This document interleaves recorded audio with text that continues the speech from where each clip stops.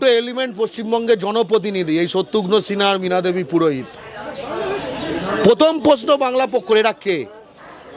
এটা বাংলার মাটি, এটা বাঙালির মাটি, এটা বাংলা ভাষা বলে যে মানুষ তাদের মাতৃভাষার ভিত্তিতে তৈরি মাটি। এখানে এখানে শত্রুঘ্ন সিনহা কে? এখানে মীনা দেবী পুরোহিত কে?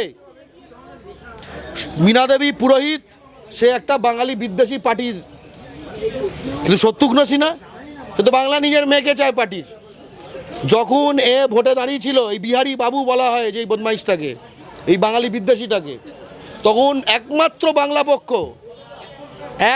বাংলা পক্ষ বলেছিল এই শত্রুঘ্ন সিনহাকে ভোট দেবেন না, ওখানে বাঙালি ক্যান্ডিডেট আছে সিপিএমের জাহানারা খান, তাকে ভোট দিন।